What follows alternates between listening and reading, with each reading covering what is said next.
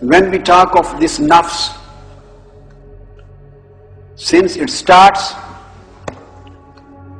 the Ruh is trying to convert the nature of nafs. Ruh, the king, knows that this is the person who will do intrigues and conspiracies against me, and who will try to corrupt the whole system, and who will try to capture the capital. So Ruh wants to change the nature of nafs under its own influence. The nafs, which originally is ashqa and ammara. Originally the nafs is the commanding nafs, which Almighty Allah has stated, inna nafsa la'ammaratum bis-su. But the nafs does not become ammara as the first stage. In the beginning it is makkara,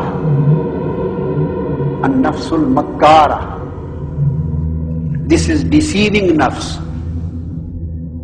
It is not so strong to command towards evil. In the beginning it starts from deceiving, from deception, deceit. Starts from putting wrong ideas, wrong wishes, wrong thoughts, supporting khatra. It starts with deceiving you. Even if you are worshipping, you are doing an act of piety, and you are intending to worship and do this particular act of piety, and you are concentrating on a particular act, and through your concentration you want a continuity in your specific pious act, and this continuity will guarantee your advancement. So what this nafs, when it is makkara, a deceiving nafs, what this nafs will do, if straight away this nafs commands you and says, leave this act of piety and come to this evil act, come to this sin, come to this wrong act. If the nafs feels that this person is quite sensible, strong, he is not ready to accept directly my wrong command, he may reject it. If the nafs is strong and the person is weak, then it is ammara. If the person is strong in piety and nafs is weak, then it is makkara. Then it works through deceiving. Then what it will do? It will not command for the evil act. It will not directly ask you to leave this act of piety and go towards the wrong act. No, it will give a deception.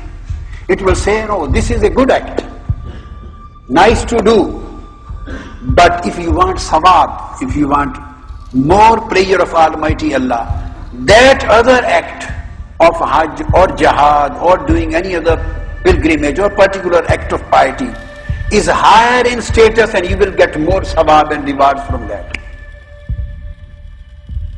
So he will detract your concentration.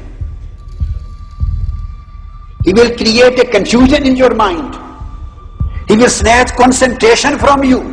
You will be neither here nor there. Now you will be confused minded, whether should I do this or should I go to that particular pious? Should I do tilawat of Holy Quran or should I read Darood Sharif? Should I go to the Hajj and Umrah or Ziyarah of any saint or the Al-Hidayah camp, or should I give this money for charity for the poor people, 200 pounds? So the deceiving nafs creates a confusion in your mind and make you indecisive by disturbing the concentration. Sometimes the deceiving nafs puts riya into your mind. So sometimes it works through deception, some deceiving sometimes works through commanding. If it deceives, it is an-nafsul makkara. If it commands, and it is strong enough to command, then it is an-nafsul ammara. And nafsul ammara is the one which fights with ruh.